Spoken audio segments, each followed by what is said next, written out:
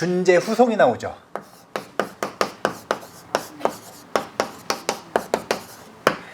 아금, 지송, 대준재, 즉발, 보리, 광대원, 원하,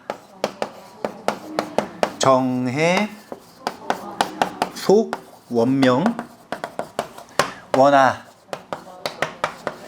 공덕, 개성취, 원하, 승복, 변장엄, 원하, 원공, 중생, 성불도 이렇게 되어 있는데 이게 이제 준재 후송인데 아금지송 대준재 했다 이거예요. 내가 이제까지 지송했다 이겁니다. 불임 해가지고 지금 이 100만 번 100만 번 채웠어요. 불임 해가지고 100만 번 채웠어요. 대준재 행법을 이미 보리심의 순서에 맞게 했다 이거예요. 그러면 그 공덕을 가지고 뭐가 생기기를 바라는 거냐면 첫 번째 가장 낮은 기준 이건 뭐냐면 천수경을 공부를 하는데 보리심을 일으킨 채 공부하는 사람이 많아요. 보리심을 안 일으킨 채 아니 보리심이 뭔지 모르는 채 보리심이 뭔지 모르거나 보리심을 알긴 아는데 아직 못 일으킨 이들은 이 준재의 공덕으로 즉발보리 광대원 즉시 발보리심에서 광대원 원을 가져야 한다 이거예요. 광대원 원은 무원의 바탕 위에서 성립이 되는 겁니다. 개인적인 원이 없을 때 그때 이 무원의 바탕 위에 불도를 구하고 중생을 구제하겠다라고 하는 광대원이 생기는 거예요. 그래서 발보리심을 못한 이는 발보리심을 하고 그 얘기인 거예요. 많이도 바라지 않아요. 발보리심 못한 이가 부처님 되기를 이렇게 얘기를 하는 거 아니에요 지금. 한 단계 더 나아가기를 지금 얘기하는 거예요. 아직 원보리심을 못 일으켰으면 원보리심이라도 일으키기를. 자, 한번 봐보세요. 보리심은 무원일 때 일어난다 그랬어요. 그리고 불도를 구하는 것이고 불도를 구하는 외길 방법은 중생을 구하는 거라 그랬어요. 그런 마음을 일으키고 싶을까요? 안 일으키고 싶을까요? 자, 제가 묻기를 일으켰나요? 안 일으켰나요? 이렇게 안 말했고 일으키고 싶을까요? 안 싶을까요?는 물었어요. 일으키고 싶을 수 있죠? 네. 근데 이건 일으킨 거예요? 안 일으킨 거예요? 일으킨 거예요. 일으키고 싶은 것. 또 오랜만에 파리 얘기를 하자면 자, 프랑스 파리를 가고 싶어요. 이거 간 거예요? 안 간 거예요? 하지만 가고 싶은 거예요? 안 가고 싶은 거예요? 이걸 원보리심. 준비하는 과정부터 시작해서 직접 가는 걸 행보리심이라고 그랬죠? 네. 여기서 말하는 발보리는 원보리심을 얘기하는 거기 때문에 저 보리심이 불도를 이루는 근본이고 외길이면 내가 그걸 얻고 싶고 일으키고 싶다. 이런 마음을 일으키면 그게 원보리심을 일으킨 거고 발보리심 한 거예요. 그러니까 여기까지 왔으면 이제는 이 정도는 하자 이거예요. 대승불자가 되기 위해서는 보리심을 배워야 되는데 보리심 총서라고 하는 것들이 있단 말이에요. 근데 현행천수경 속에서 잘 배워가지고 이쯤 왔으면 그러면 이제는 보리심을 좀 일으켜야 되지 않겠느냐 이 얘기를 자꾸 하는 거예요. 앞부분에서 어차피 계약하지 않았느냐 이거예요. 계약한 내용 지금 반복하고 있는 거예요. 앞부분에서 속지일체법이랬잖아요. 지일체법 일체지자가 되는 광대원을 앞부분에서 약속을 했잖아요. 그러면 약속한 걸 이행하라 이거예요. 이 정도 마음은 여기서 일으킨다. 준재진원의 공덕 가지고 이 정도는 일으키자. 그러면 일으키지 못했던 사람이 원보리심을 일으켰어요. 증보리심 한 거예요, 안 한 거예요? 한 거라는 거예요. 이런 식으로 증보리심 파트는 보리심의 완성을 논하는 게 아니라, 보리심은 단계별로 있는데 그 단계가 도약하는 걸 증보리심이라고 표현을 한다는 거예요. 그래서 광대원을 일으키고, 만약에 원보리심을 일으킨 자는 원보리심에서 맞추는 게 아니라 뭘 해야 되는 거냐면 정과 해를 닦아야 된다는 거예요. 원보리심을 일으킨 자는 가고 싶은 곳에서 끝나는 게 아니라 이제 가기 위해 준비하는 과정부터 시작해서 실제로 가서 그곳을 논의는 그 여정을 시작해야 되는데, 그것은 다름이 아니라 정과 해를 대표로 하는 육바라밀이에요. 이 육바라밀의 힘이 속히 밝아지기를 원한다 이거예요. 그러니까 원보리심에 머무르고 있던 사람은 행보리심으로 나아가라, 이 얘기입니다. 이 공덕을 가지고 이미 광대원 일으킨 사람은 원보리심 지니고 있는 거니까 그 사람은 여기에 머무르지 말고 육바라밀을 실천하는, 육바라밀에 밝아지는 행보리심으로 나아가라 이거예요. 그러니까 이렇게 잘 하고서 원보리심에서 행보리심을 잘 배우고 여기에 밝아지고 이걸 잘 익히려면은 이제 요 참고해야 되는 텍스트가 입보살행론이라. 그렇겠죠? 그렇게 해서 원보리심을 일으키고 보리심의 공덕을 알고 육바라밀 전반을 다 배웠어요. 그럼 뭐를 해야 되는 거냐면 원화공덕 개성취, 유의무의 공덕을 모두 다 얻어내야 되는데, 육바라밀을 통해서 얻어내는 공덕이라고 하는 건 첫 번째 관문이 뭐냐면 반야의 증득이에요.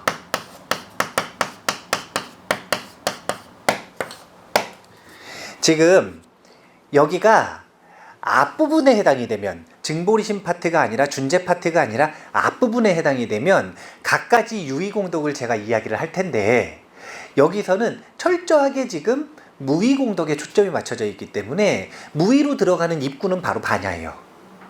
그래서 반야에 대한 증득을 의미를 합니다.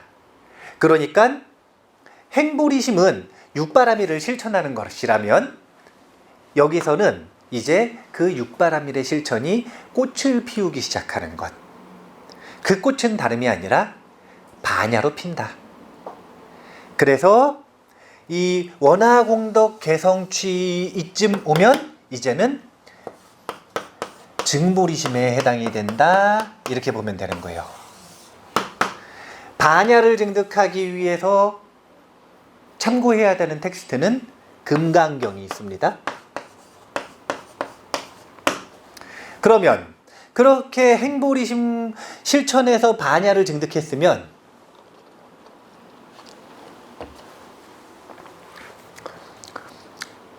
뭘 해야 돼요?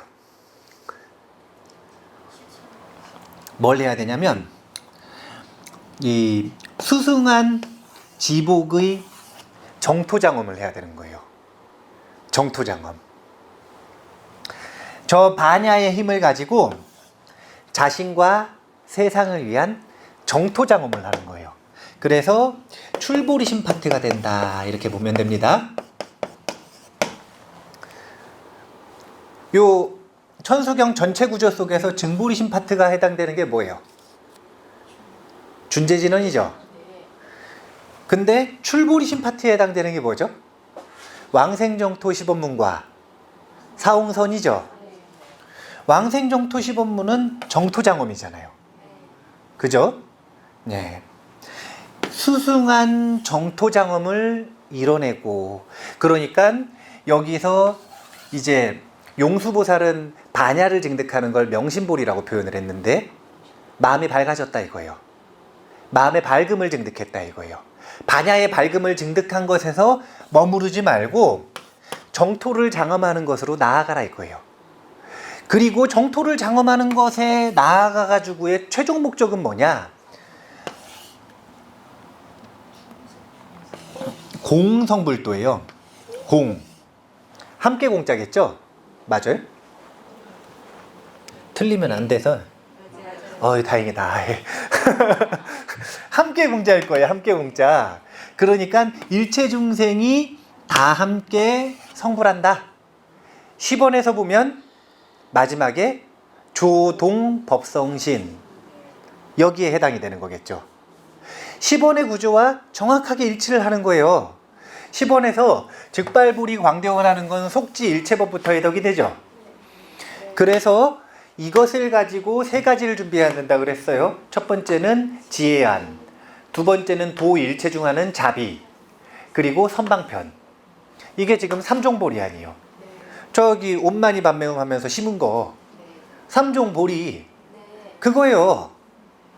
구조가 얼마나 이 일관되는지를 한번 보셔야 되는 거예요. 논리가 얼마나 하나의 맥락으로 흐른지를 계속 보셔야 돼요. 하나의 논리 가지고 계속 흐르는 거예요. 이 현행천수경이 아무거나 이렇게 막 모아가지고 만든 줄 아는데 절대 그렇지가 않아요. 절대 그렇지가 않아요. 아무거나 막 모았으면 옆에 있는 천재 스님이 막 아무거나 모았어. 그럼 옆에 있는 천재 스님이 그거 가지고 뭐라 그래요, 안 그래요? 뭐라고 하죠. 눈에 거슬리니까. 그러면 서로 논쟁하다가 보면은 아무거나 모으지 못하고 이유 있는 것들을 이유 있는 자리에다가 이유 있는 논리를 쌓으면서 모으게 되어 있어요. 그런 식으로 500년 동안 편집이 된 거예요. 그러니까 엄청나게 닦인 거예요, 사실은. 들어갔다가 빠졌다가 이름이 이렇게 바뀌었다 저렇게 바뀌었다 한 구절 한 구절이 이게 제자로 들어가야 되는지 아니면 진자로 들어가야 되는지 계속 바뀐 이유가 한 글자 한 글자를 치밀하게 따졌다 이거예요. 여기서 세 가지를 했다면 정해소건명은 이 속득 개정도에 해당이 되고, 공덕 개성치는 지금 반야의 증득이니까 이 승반야선의 타력 부분이 아니라 자력 부분에 해당이 되고, 변장엄은 타력 부분에 해당이 되고, 마지막에 법성신 전에 뭐가 있죠?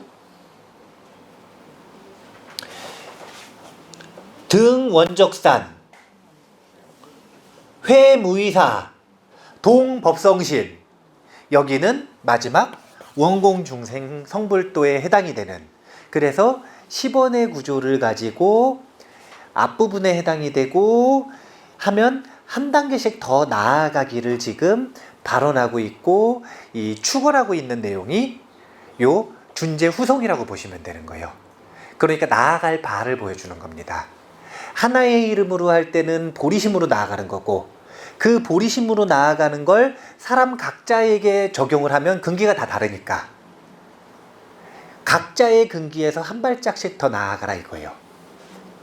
그 파트가 지금 이 증보리심 파트 준재행법에 해당이 된다, 이렇게 보시면 되는 겁니다. 이해가 되세요? 네. 네. 안 되면 한 번 더 하고요.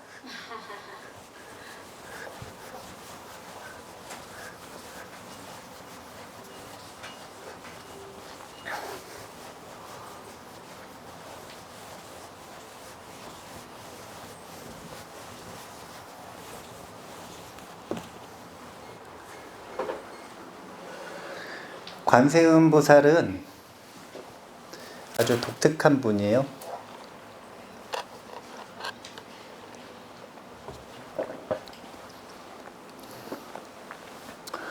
관세음보살은 여러 다른 보살님들하고 좀 달라요. 그 근거들을 이제 경전 속에서는 다양한 걸 꼽지만 세 가지 정도의 특징을 꼽을 수가 있는데,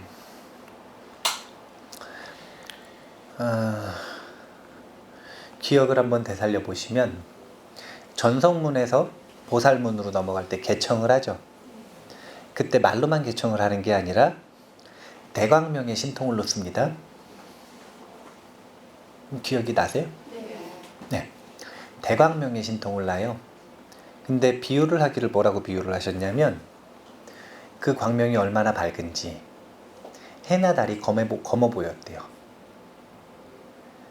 그 광명이 얼마나 밝은지 해나 달이 검어졌답니다. 해나 달이 상대적으로 검게 보일 만큼 아주 밝은 대광명의 신통을 보인 거예요. 그러니까 세상 사람들이 두려움에 떠는 사람들도 있고 신기하다라고 생각하는 사람들도 있어서 이 상수보살에 해당되는 이가 석가모니 부처님께 여쭙는 거예요. 이 대광명은 도대체 누가 어떤 연유로 이런 신통을 보이는 것입니까? 자, 여러 보살들이 그 대광명의 신통을 보고 놀랐을까요? 안 놀랐을까요? 놀랐어요. 왜 놀랐어요? 자기 할 줄 아니까 모르니까.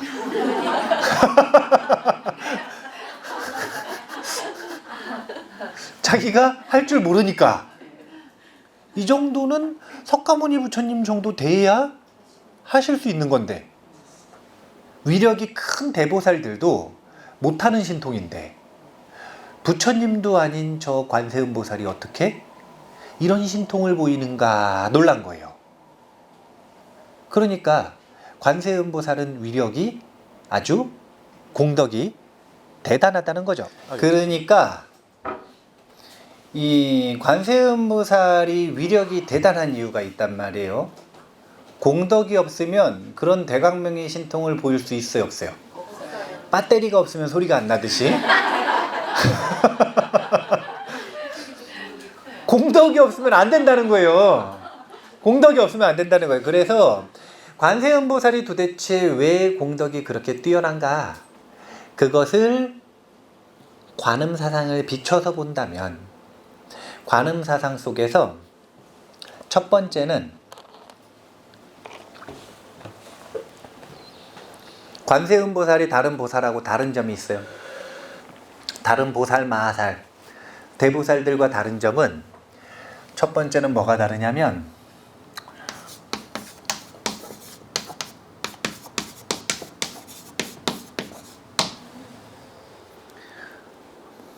관세음보살은 이미 성불했던 정법명렬이에요. 과거에 이미 오래전 구원 이미 실제로 성불했던 실성 구원 실성의 정법명렬이라는 거예요. 그런데 중생을 구제할 수 있는 가장 빠르게 도울 수 있는 최상의 방편을 구하고 싶었어요. 그래서 자발적으로 범부로 돌아가신 거예요. 그리고 방편을 찾아서 그 방편을 수행해서 관세음보살이 되는 거죠. 첫 번째는 왜 관세음보살은 다른가? 이미 일체지를 증득했던 전적이 있는 거예요. 그러니까 가지고 있는 기반 자체가 틀린 거죠. 공덕의 기반이. 그 다음 두 번째는 관세음보살이 정법명렬에 해가지고 정법명렬에서 후퇴를 해가지고 다시 수행을 열심히 하는데 다시 열심히 수행을 할 때는 서원부터가 세상의 소리를 다 들어서 중생의 소리를 다 들어서 그들의 소원을 들어주겠대요. 이런 서원을 가지고 계신 분이 초점이 철저하게 어디 맞춰져 있겠어요? 중생을 어떻게 하면 빨리 효과적으로 구제할 수 있을까? 이거 맞춰져 있겠죠? 그러면 내 힘으로만 구제하겠어요? 아니면 의지해가지고 빨리 구제할 수 있는 게 있으면 의지를 하겠어요? 이것저것 안 가리겠죠? 네. 그래서 관세음보살이 누구에게 의지를 하냐면 아미타불에게 의지합니다. 두 번째는 아미타불의 협시보살이에요. 관세음보살이 다른 이유는 아미타불의 협시보살이고 관세음보살님이 내셨던 대광명의 신통이라고 하는 건 결국은 여기서 나왔을 거란 말이에요. 근데 여기에 누가 있어요? 무량광 아미타 부처님이 계시잖아요. 그러니까 무량광의 힘을 그대로 쓸 수 있다라는 것. 이게 관세음보살이 특이한 점이에요. 그 다음 세 번째는 그래가지고 아미타불의 정토에 의지해서 아미타불의 정토 극락으로 이끄는 극락보살로서 중생을 구제하는 게 아주 효과적이라고 하는 것도 있었지만 더 나아가면 대비주라고 하는 수행을 발견하셨죠? 보리방편, 보리방편인 대비주를 발견을 해서 이 대비주의 수행을 가지고 이근원통 수행을 했단 말이에요. 그러니까 최상의 보리방편을 지니고 있다는 점에서 세 번째로 특이한 거예요. 특별한 거예요. 세 번째로 특별한 거예요.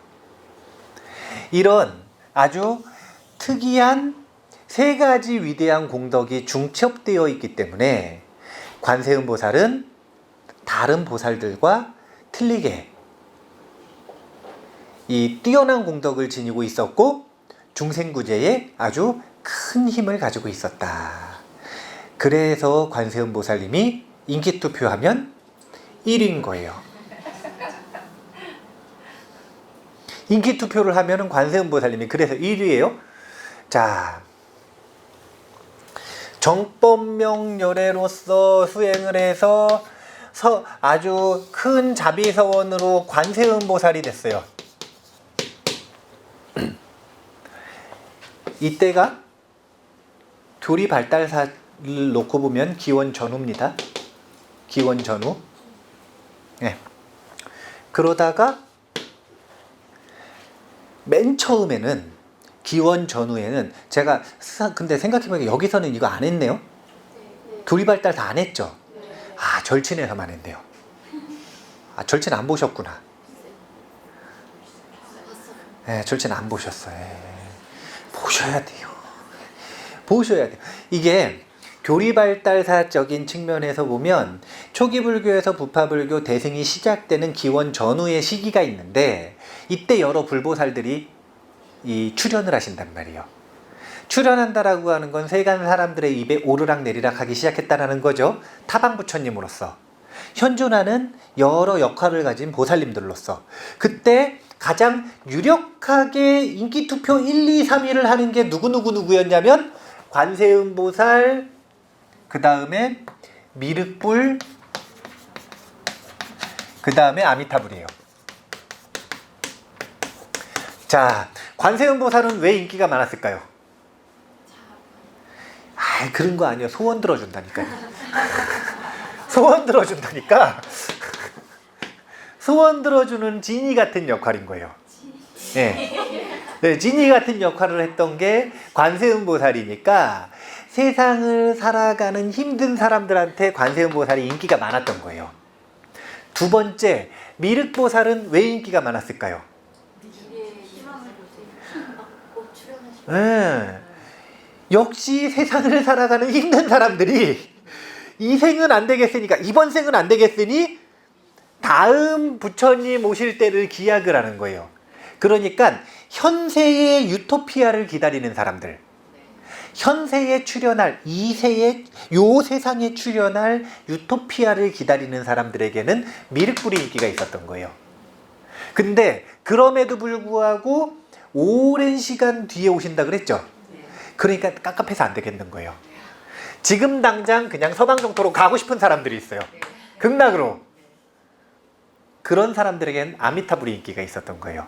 근데 1, 2, 3 중에 어떤 분이 초반에는 제일 인기가 있었을까요? 잘 생각을 해보세요. 자, 소원은 언제 이루어져요? 지금. 자, 유토피아 언제 와요? 나중에. 아미타불 서방정토 지금 있는데 어디 있어요? 타방에 있죠? 그러니까 보여요, 안 보여요? 다 먼 거예요. 다 먼 거예요, 느끼기에. 그러니까 초반에는 관세음보살이 인기투표가 1위였다. 근데 그러다가 어느 순간 인기투표가 바뀝니다.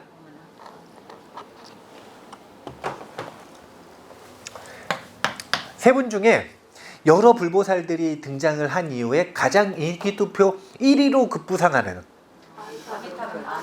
예, 아미타 부처님이에요. 아미타 부처님.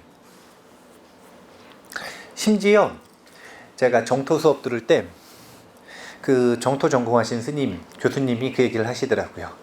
8만 대장경 속에 4분의 1이 정토부경전이랍니다.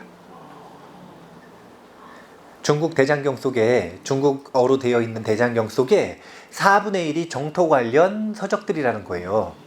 그러면 이 텍스트의 양만 봐도 정토가 얼마나 인기가 있었는지 알 수가 있겠죠. 그 정토의 대다수는 극락정토, 서방정토에 대한 이야기인 거예요. 그래서 아미타불이 인기투표 1위로 올라갔다라는 증거가 뭐냐면 관세음이 아니라 광세음으로 바뀌었어요.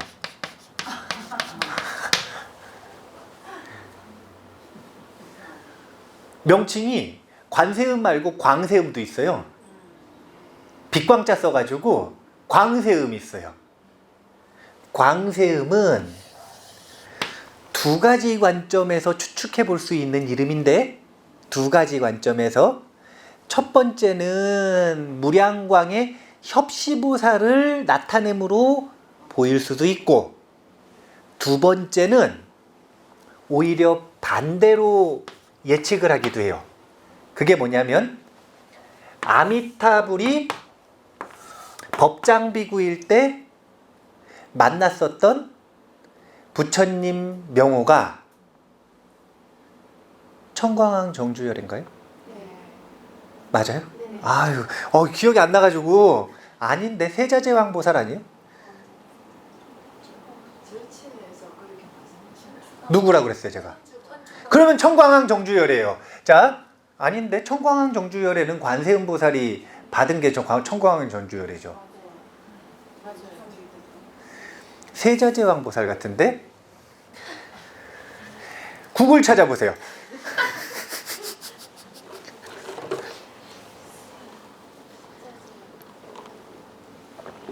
세자제왕열에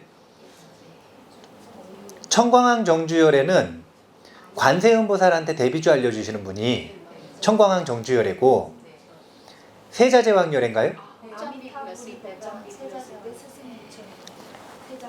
예. 자, 그러면 요 반대되는 얘기 빼죠. 이거 이 자료가 불분명하니까 빼고 여기 편집해 주세요. 자, 광세음. 자, 광세음. 광세음의 명칭은 지금 무량광의 협시보살로서의 명칭이 드러난다라고 보면 되는 거예요. 그러니까 관세음과 아미타불이 인기투표를 하다가 관세음의 명칭이 광자가 들어간 건 다름이 아니라 아미타불의 이 협시보살로서 흡수되는 과정을 보여준다고 보면 돼요. 그러면 회사를 흡수하는데 인기가 많은 회사가 흡수를 해요? 인기가 없는 회사가 흡수를 해요? 인기가 많은 회사가 흡수를 하죠. 그래가지고 광세음이 됐다. 지금 특별한 힘들을 보여주는 겁니다. 예. 그 다음에 보리방편을 지니고 있는 관세음보살은 밀교의 관세음보살인데, 이때가 천수천왕 관자재보살이에요. 천수천왕 관자재보살. 그래서 명칭이 관세음에서 광세음에서 관자재라고 하는 이런 다양한 명칭들을 지니고 있는 특징적인 관세음보살들로 변화하는 것. 앞에서는 정관음이라 그래요. 성관음. 아주 정상적인 모습의 관세음보살님. 아름답고 정상적인 모습의 관세음보살님. 초기에는 그랬다라는 거예요. 근데 그랬다가 33화신, 32응신 이런 여러 가지 변화의 보살로서 그 능력이 이 신앙의 대상이 되기 시작하면서 여러 가지 모습으로 변하는데 협시보살로서 변화한 것이 광세음. 그 다음에 밀교에 대비주 방편을 지니고 있고 천수천안을 가지고 있는 그 보살이 이 관자재 보살이라고 하는 명칭과 연관이 있다라고 볼 수가 있어요. 그런데 여기서는 지금 요 대비 서원을 가지고 후퇴를 하신 다음에 중생을 구제하는 모습, 여기서는 아미타불과의 관계, 여기서는 천수천안의 모습이라면 이제 저 이름을 또 다른 해석을 놓고 보면 이번에는 요 정법명렬의 아미타불 그 다음에 대비주 밀교의 천수천안과 상관없이 다른 명칭을 가지고 또 본다면 준재진원과의 준재보살과의 준재관음과의 관계를 놓고 본다면 다시 한번 정리를 해보면 자 이런 위력을 가지고 있는 요 다양한 명칭들이 드러내고 있는 공덕들 있잖아요. 그 공덕들을 하나로 합치면 뭘까요? 그게 준재관음이에요. 자, 준재관음은 어떤 마음을 대표한다 그랬죠? 보리심을 대표한다 그랬죠? 그러면 이 보리심은 몇 종 씨앗이 있어요? 3종 씨앗이 있죠? 첫 번째는 자비, 두 번째는 반야, 세 번째는 방편. 그러면 자비를 대표하는 이름으로는 뭘 꼽을 수 있을까요? 관세음을 꼽을 수 있겠죠.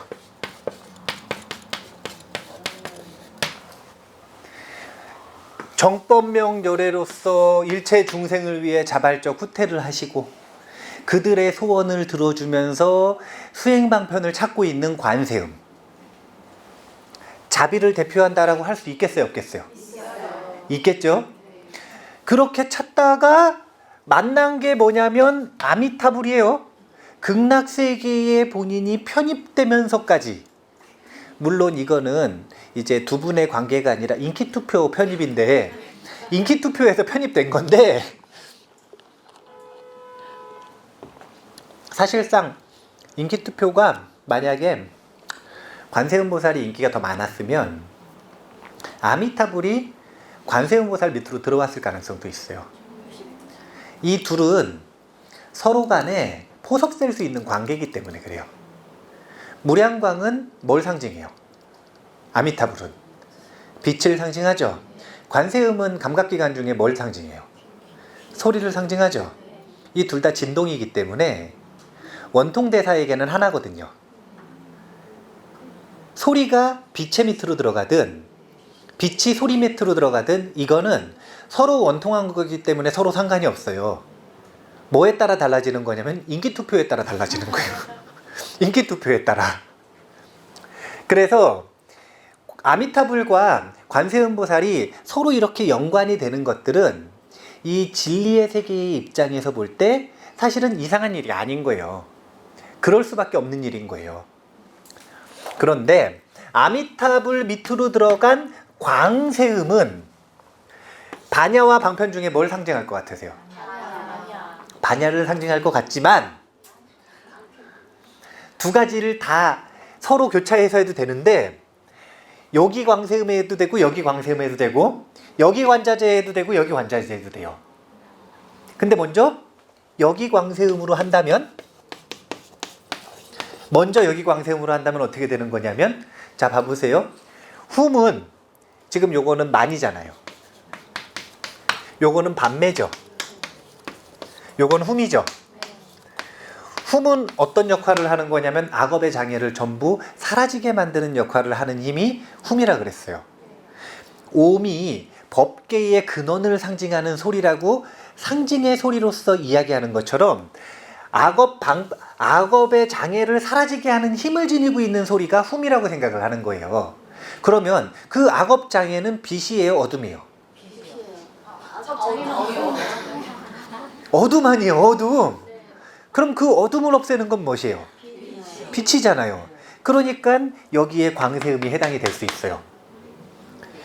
이걸 지금 뭐 때문에 얘기를 하려고 그러냐면 반야에 관자재를 넣고 싶어서 그래요. 반야에다 관자재를 넣고 싶어요. 이유는 다른 게 아니라 한국에서는 이렇게 넣어야 돼요. 왜냐면 반야신경을 많이 하니까. 반야신경에서의 주인이 누구예요? 관자재잖아요. 관자재 봐보죠. 이름만 놓고 봐도, 명칭만 놓고 봐도 세상의 소리를 들어요. 자비롭잖아요. 근데 자유자재예요. 원통대사로서 안, 이, 비, 설, 신, 의 해당되는 그 모든 정보들이 차별이 아니라 진동으로서 자유자재하니까 드나드는 거예요. 명칭 자체가 아주 멋진 거예요. 관세음 봐보세요. 소리를 본대요. 소리는 듣는 대상이에요, 보는 대상이에요? 물론 여기다가 견세음 안 했으니까 견세음 한 거는 아니니까 저 볼관자는 볼견자하고는 틀리다 이렇게 얘기하면 할 말은 없는데, 그럼에도 불구하고 볼관자라고 하는 이 소리를 쓴 건 음이면 사실은 볼관자를 쓸 게 아니라 들을 청자를 써도 얼마든지 되잖아요. 그런데도 관자라고 하는 깊은 의미를 쓴 건 다름이 아니라, 관이라고 하는 건 눈으로 보거나 소리를 듣거나 촉감으로 느끼거나 이런 개별적인 감각이 아니라 그 모든 정보들의 근원에 해당되는 것을 원만하게 보는 것, 통하게 보는 것, 그런 글자를 관자로 쓰는 거예요. 그러니까 원통대사로서의 요 관세음이 그렇게 모든 차별적인 형상이나 이 관념들에서 떠나서 그것들의 근원으로 들어가서 자유자재하단 말이에요. 그 힘은 무슨 힘이냐면 반야의 힘이라는 거예요. 그러니까 반야심경의 주인공이 관자재 보살이다라고 하는 연결성을 부여하고 싶은 거예요. 왜냐면은 한국이니까. 아니 다른 나라면 이렇게 안 한다니까요. 우리나라에서 중요한 경전이니까 지금 연결을 하려고 그러는 거예요. 다른 나라에서는 반야심경을 일상예불에서 안 하니까. 남방이었으면은 이런 경전 얘기 안 해요. 천수경도 얘기 안 하고 반야심경도 얘기 안 하고 금강경도 얘기 안 하고 보배경 얘기하고 있겠죠. 제가 보배경 얘기하고 있겠죠. 보배경 열심히 얘기하고 행복경 열심히 얘기하고 그러고 있겠죠. 대상에 따라 근기에 따라 달라지는 거니까. 한국에서 볼 때는 1번 세트로 이야기할 때는 관자재를 반야로 얘기하고 싶은 거예요. 근데 이 둘은 반대로 얘기해도 상관은 없다는 거예요. 왜냐하면 불교에서 광은 반야, 빛을 얘기하는 것이기 때문에. 빛이라고 하는 것 자체가 지혜를 상징하는 것이기 때문에 반야에 광세음이 들어가도 상관이 없어요. 그리고 천수천안 관자재이기 때문에 천수천안이 들어가 있는 건 방편의 밀교잖아요. 그러니까 관자재가 밀교로 와도 괜찮다는 거예요. 이게 서로 이렇게 교차돼도 상관은 없다는 거예요. 근데 요 의견보다는 요 반야심경과의 연관성을 강조하기 위해서 관자재는 여기다 두고 싶다 이거예요. 그런데 여기가 관자재인지 여기가 관자재인지 이게 중요한 게 아니라, 이런 관세음보살의 이름이 변화하고 발전해가고 역할이 달라지는 그 관음신앙의 역사 속에 준재관음이 지니고 있는 보리심의 상징을 완성시켜주는 삼종 파종이 전부 다 있다는 이야기를 하고 싶은 거예요. 옴 마니 밤매 훔, 마니의 이름이 관세음으로, 밤매의 이름이 관자재로, 훔의 이름이 광세음으로, 그리고 이 셋은 다른 게 아니라 관세음 보살이 뛰어난 공덕을 가지고 있는 근거 세 가지라는 이야기인 거예요. 관세음 보살이 서원과 자비가 뛰어난 이유가 있는 거고, 반야의 힘이 뛰어난 이유가 있는 거고, 그 다음에 항마 방편의 힘이 뛰어난 이유가 있다는 거예요. 하나하나가 특출나다 이거예요. 그래서 그 특출난 자비와 반야와 방편의 종자를 합쳐놓으니까 준재관음이 됐더라. 그래서 관세음보살에 대한 신앙을 배우고 관세음보살의 마음을 배우고 하는 천수경 속에서 준재진원 파트가 클라이막스가 된다는 이야기예요. 왜 박수를 안 쳐요?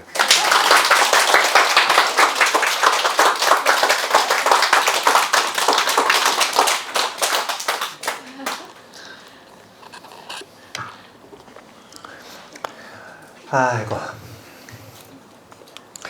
이제 지금 저희가 준재행법까지 공부를 했어요. 그런데 이 준재행법을 공부를 할 때는 결국은 그냥 두 가지 얘기를 했던 거예요. 첫 번째는 준재행법은 다름이 아니라 그냥 보리심에 대한 강조고 보리심에 대한 초점이다. 이 이야기를 한 겁니다. 그 다음 두 번째는 원래 두 번째까지 갈 거 없는데 원래 하나로 끝내면 돼요. 그냥 준재행법은 보리심이다.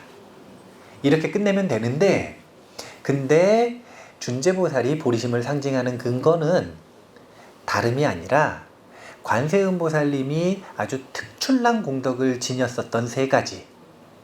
그게 다름이 아니라 보리의 3종 세트인데, 보리심의 3종 파종이란 말이에요. 3종 씨앗. 첫 번째는 아주 특출난 자비를 가졌기 때문에 일체지자의 자리에서 내려와서 자발적으로 보살행을 다시 하는 겁니다. 이게 얼마나 특출난 자비냐면요, 군대를 다시 가는 거예요.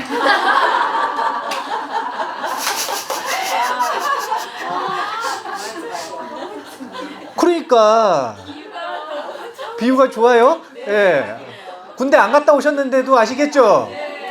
만약에 여기 군대 갔다 온 거사님들이 앉아 계시면 자지러졌을 거예요. 아주 끔찍한 소리를 한다고 그러시면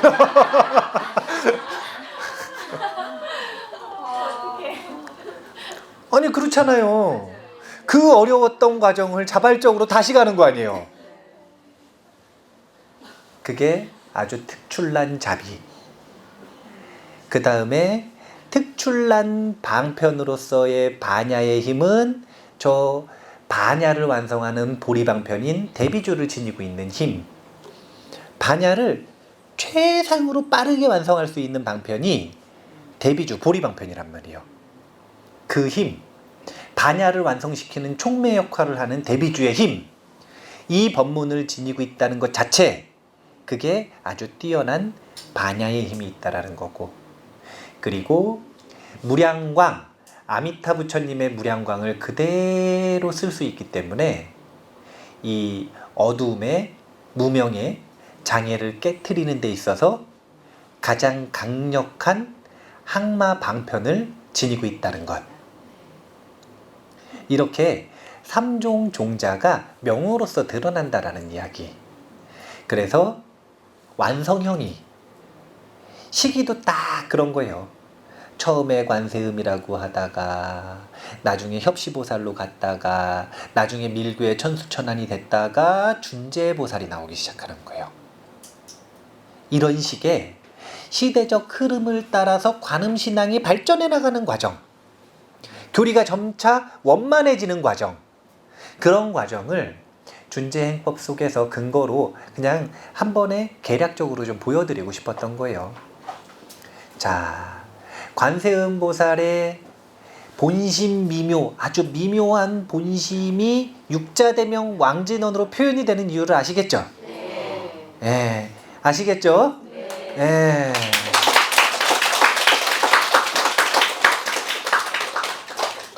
그러면 이제 박수만 치지 마시고 보리심 안 일으키셨으면 보리심 일으키시고, 원보리심 일으키고 아무것도 안 하고 있으면 행보리심 하시고, 행보리심 실천만 하지 말고 증득 좀 하시고, 증득하셨으면 보살행 나가시고, 보살행 하는 것으로 끝나지 말고 원공중생 성불도 무상보리까지 나아가시기를 축원하는 내용 자체가 준재행법이라는 것 꼭 기억을 하시고 매일매일 천수경 읽으실 때 준재행법을 읽을 때마다 유념해서 마음에 새기셨으면 좋겠습니다.